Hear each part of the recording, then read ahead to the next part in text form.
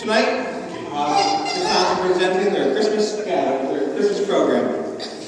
I will start off by telling everyone a story. Tonight's story that I'm presenting is the story of the three little pigs. Not just any story of the three little pigs, it's the true story of the three little pigs.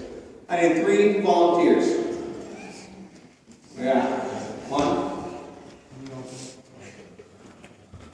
I'm having family time. 2.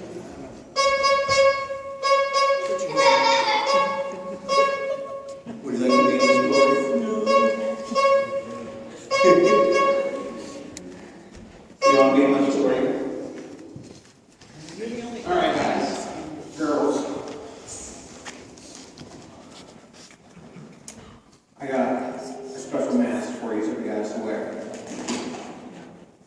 Alright, for this? Alright, this one's yours. And you stand over here.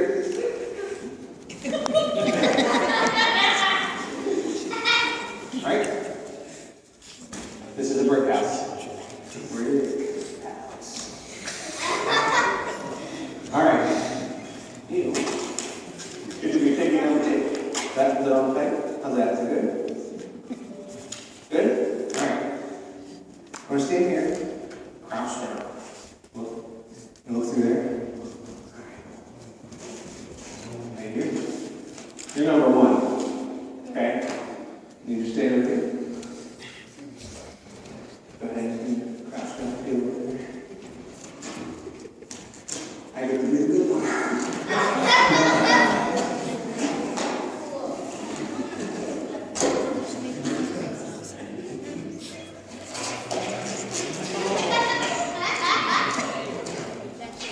More hands. Are you familiar with the story of the three little pigs? Yeah. Who's the bad guy in the story of the three little pigs? You. Not today.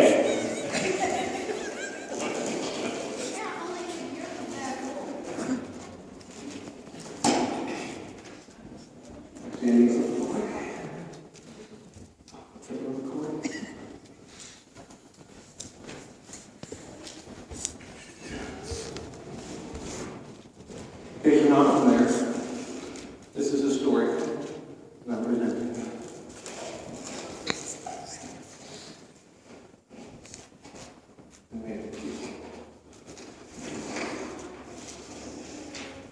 Everybody knows the story of the three little pigs, or at least they think they do.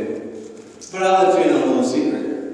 Nobody knows the real story, because nobody has ever heard my side of the story. I'm Alexander T. Wolf. You can call me Al. I don't know how this whole big bad wolf thing got started, but it's all wrong. Maybe it's because of our diets. Hey, it's not my fault wolves eat cute little critters like bunnies and sheep and pigs. That's just the way we are. If cheeseburgers are cute, folks would probably think that you were big and bad too. But like I was saying, the whole big bad wolf thing was all wrong. The real story is about a sneeze and a cup of sugar. This is the real story. Way back once upon a time, I was making a birthday cake for my dear old granny. I had a sneezing cold. I ran out of sugar. So I walked down the street to my neighbor's house to ask for a cup of sugar. Now this neighbor was a pig. It wasn't too bright either. This neighbor built their house out of straw. Can you believe it? Who in their right mind would build their house out of straw? So of course, the minute I knocked on the door, it fell right in. I wasn't just going to walk in and let myself in someone else's house, so I called. Little pig, are you in? No answer. I was just about to go home without a cup of sugar for my dear old granny's birthday cake. That's when I felt my nose twitch. I had a sneeze coming on. Well, I huffed, and I snuffed, and I sneezed and didn't sneeze. You know what? That whole darn straw house fell down. And right in the middle of the pile of straw was the first little pig, dead as a doornail. Little pig.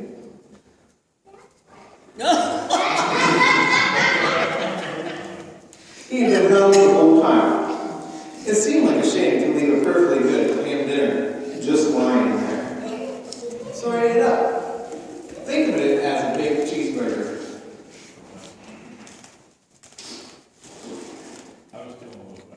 I was feeling a little better, and I still didn't have my cup of sugar for my dear old granny's birthday cake. So I went to the next neighbor's house. Now this neighbor was the first little pig's brother. He was a little smarter, but not much. He built his house out of sticks. I rang the bell in the stick house. No answer. I called, "Mr. Pig, are you in?" He yelled back, "Go away, Wolf, you can't come in. I'm shaving the hairs on my chinny chin chin." I had just grabbed the doorknob when I felt my cold coming on again. Well, I huffed and I snuffed and I tried to cover my mouth, but I sneezed a great sneeze.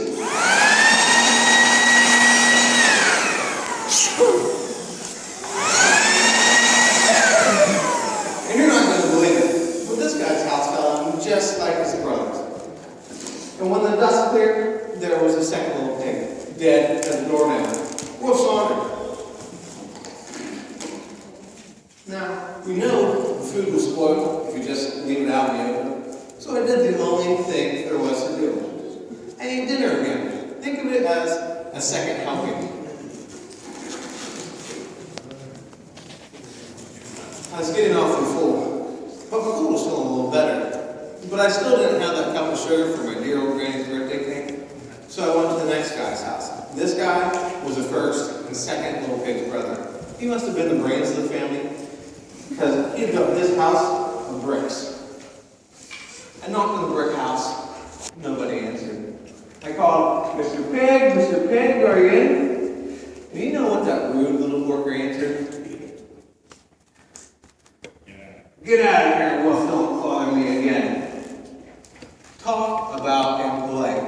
He probably had a whole sack full of sugar and wouldn't give me even one little cup for my dear old sweet granny's birthday cake. What a pig. I was just about to go home and maybe make my birthday card instead of a cake for my dear old granny when I felt my cold coming on again. Well, I huffed and I snuffed and I sneezed once again. And you know what that porker he yelled back? "An old granny can sit on a pin."